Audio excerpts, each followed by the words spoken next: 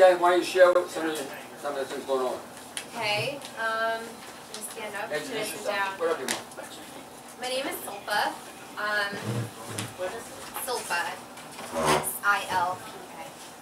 And, so, where do I begin? So I guess I'll start at the very beginning. I'm 25. And since I was a teenager, when I was a kid, I didn't really have that many problems. I did have, like, acidity that happened occasionally. I had to go to the nurse every time I ate pizza and Coke for lunch, but just like the other kids, and that's how I realized I can't have Coke because my stomach just reacts to it. It just makes me burp. I hated it. It was unpleasant, so I gave that up at a young age. But when I became a teenager, I got really bad rosacea. Like, my face was like bright red, bumpy, itchy, like there was a rash like all over here all the time, down into my neck, and itchy skin. I also was like mostly vegetarian, but like once or twice a month my family would cook chicken, but we'd eat like small portions. That's typically like small portions as in like maybe like this fist. That's like how Asians usually traditionally eat meat. But like it's very different than the Western diet. But like still, I ate like eggs and cheese growing up, and didn't really think that we were doing anything. And so then I was a teenager, and I was actually raised though on the standard American diet for breakfast and lunch and snacks. So the only thing that I would eat that was Indian was like my dinner, and of course like ice cream or something after. Are Indians all vegetarians? That's what I'm saying. They're vegetarians, but they eat. They can eat cheese, they can eat dairy, they can eat eggs. They don't eat beef, right? They don't eat beef. Unless they're like certain types of, like, some Indians do eat beef. But you can eat, but like, not all Indians are vegetarians. Like, some eat chicken every now and then, like we did, like some eat like fish every now and then, but they're like mostly vegetarian, except for like once or twice a month or something where they make something different. And so, yeah, when I became a teenager, I like started, well, I never got my period, like the other girls did. I think I got it when I was like 15 or something, and it was like, it happened, and I was excited, but then it was like, I had it for like 9 days, and I was in a lot of pain. Like, I couldn't even, like, move. It felt like someone was like stabbing me, and I was like, this is awful. And then it never came, like, you know, it just wouldn't come like months after that. It would just come 1 month and then not come for like maybe 5, 6, 7, 8 months straight. Once it was like a year and a half and I never got it, and it was just so painful. And I'd have to leave school when it happened too, because it was just so painful. Like I couldn't stand up. I just had to go home. And that's when we started trying to go to the doctor. Well, the doctor we talked to, and he's like, I don't know what it is. Maybe she just has to drink more milk. I don't know.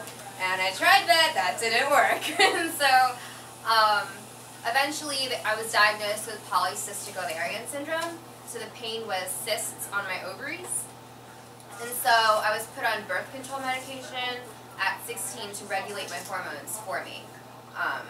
Because I was told there's no cure, they still say there's no cure, and you're predisposed to a lot of conditions if you like go forth without regulating your hormones, like cancer, endometriosis, infertility, blah blah, etc.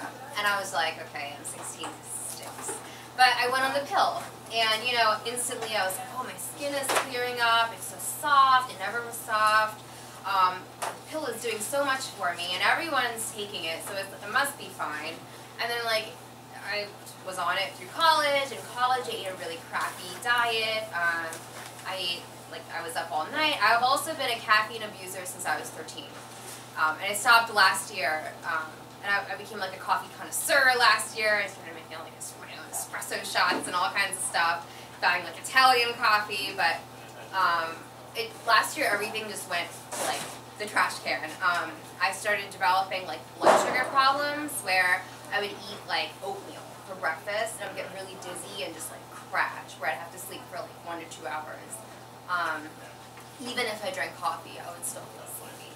And it was just the strangest thing, and it started happening after every time I ate, I would just crash. I never really understood why, because oatmeal is supposed to be good for you and have like a lower glycemic index. So I was like, according to like modern medicine, I was like, why is this happening?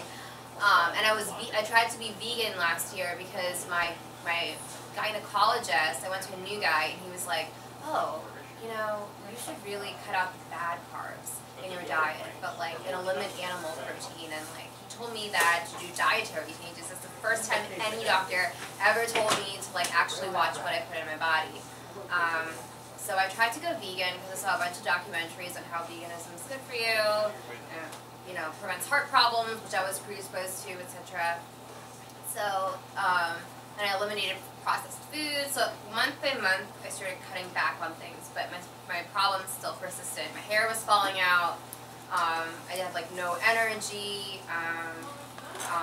My cysts were hurting. My ovarian cysts were still hurting. And when Arnold says that your pain is your friend, I noticed that every time I went out with friends and I ate like a burger or fries or something or beer, my cysts would hurt the next morning. It was the strangest thing. It was like my pain was like linked to my diet. And so I noticed that. And so, and then I cut out like, I thought, okay, maybe it was the bread, so I cut out the bread, and soon I was just eating like, I didn't know what I was eating, what to eat, because it was just so confusing because I didn't know what would work. And then I started Googling like energy breakfast in the web, and then I found like Megan Elizabeth's like YouTube channel, and she's a raw vegan, and she does a lot of smoothies. I said, smoothies for energy? That's kind of weird, because I never like liked fruits or vegetables much, because my mom always thought salad was dumb. But I did start eating salad last January, and then I grew to like it. Sorry. But like, eventually, she talked about Arnold's Way in Lansdale, and then I came into Arnold's Way last June, and I think I went up to you and I said, is this healthy to eat just fruits and vegetables? Like, no beans? And how do you eat your protein? I had all these questions. And he's like, you know, I told him about my problems, and he said, you have to be a, you know, a hardcore low-fat raw vegan. And I did. I bought the 80-10-10 diet. That's the only book I have other than Arnold's at my house. I don't have any recipe books or anything. And I read it, and it was so convincing to me. Like, I'm an engineer, things have to be logical, otherwise I won't believe it. I was even pre-med.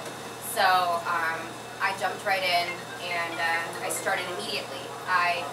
Fruit for breakfast, fruits and greens for breakfast, fruits and greens for lunch, and greens for dinner. And every 3 weeks or so, I would like eat something that I wasn't supposed to eat, like ice cream or something. So it was almost like I gave myself like you know, a Coke or something off of being vegan like every few weeks. But I still like wasn't happy with myself and where I was at. I think because I was in the mindset that I was viewing things as I'm depriving myself of something, rather than I'm thriving on this diet, let me like continue. And I also think I was not eating enough, because I was like really worried that all the fruit would be like too much fruit and I would gain weight. So I started the 30-day program in October with like the focus of eliminating my problems, getting off my birth control medication, regulating my blood sugar because I was still kind of crashing every now and then. And Arnold was like, you know, your blood sugar, not a problem. Just no dates for a few weeks and then you're going to be fine. And he was right. He was right. I was a low-fat raw vegan. I like didn't eat much fat at all that month. I was very strict with it. I didn't cheat once. And it was the best thing I've ever done. Because ever since then, I was like, I love this lifestyle. I'm thriving on it. And so I continued with it. And I started to understand like that, like every now and then I incorporated cooked food, and I realized my body doesn't react well to it at all. Like, so slowly it's like I used to eat. I remember the first time I had cooked food after the challenge, I thought it was amazing, and then after that I was like, oh my gosh, my whole system is messed up. I hate life. But like, you know, it wasn't even worth it. But anyways, long story short, I got my blood work done at the end of November, and my hormone problem is gone. I'm normal, and which was pretty great because there's apparently no cure if you look online for polycystic ovarian syndrome. But there is. You just have to watch your diet. I had an ultrasound. My cysts are gone. I have perfectly normal cysts, and I was really excited about that because I was really worried I would never be able to have kids because I could never ovulate properly. And then starting in December, the period started coming on the same day every month, totally regular, no symptoms whatsoever. Like it would last like 1 to 2 days and it's gone, nothing. Every month naturally on this diet. So, and my hair is now growing back. Like I used to have all this baby hair that would never grow. And I used to have thick curly hair as a kid. And now I have all these like random bangs in places and down here. And it's like I never cut my hair, but it's just naturally growing out. I mean, it's remarkable. And I had really bad skin, and it's like every month it just keeps getting better and better. And yeah, So the red spots you have is rosacea?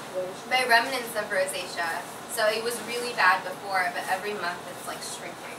So I can't really complain.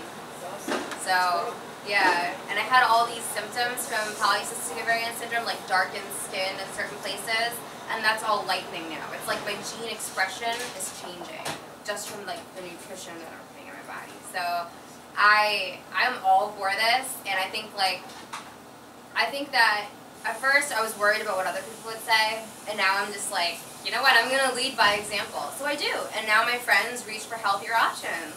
Like, you know, they're not vegan by any means or any stretch. Only one is, and he was a junk food vegan until I introduced him to this, and now he's actually eating fruits and veg in his diet.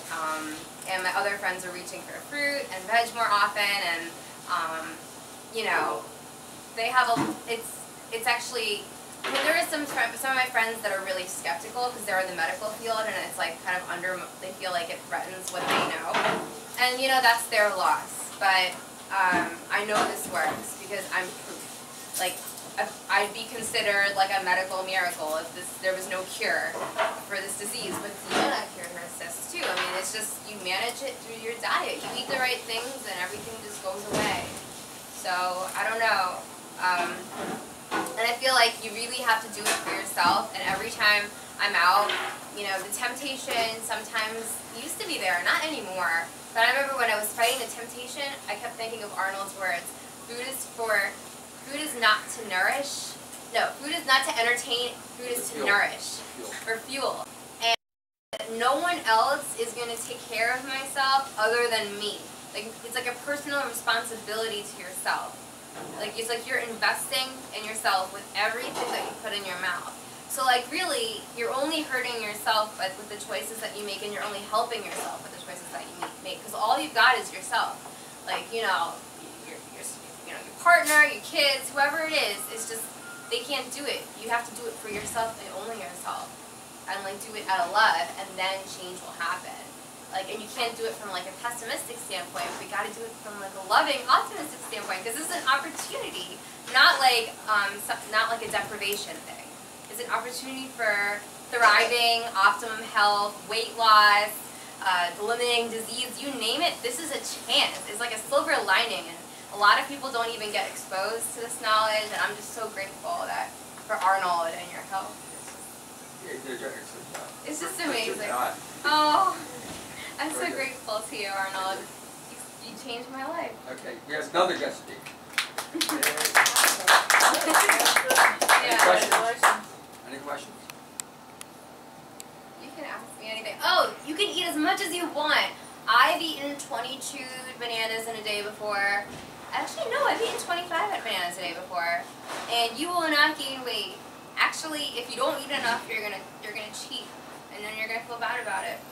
So fruit is like your friend, because if you don't eat enough fruit, your body is gonna feel malnourished. And if you're trying to lose weight, if you eat too little fruit, your body's going to be in a state of stress, and you're not going to lose the weight. So fruit is your ultimate BFF. So maybe like nuts you have to kind of keep as an acquaintance. but fruits are your friends. What do you think about that? I think you're the best.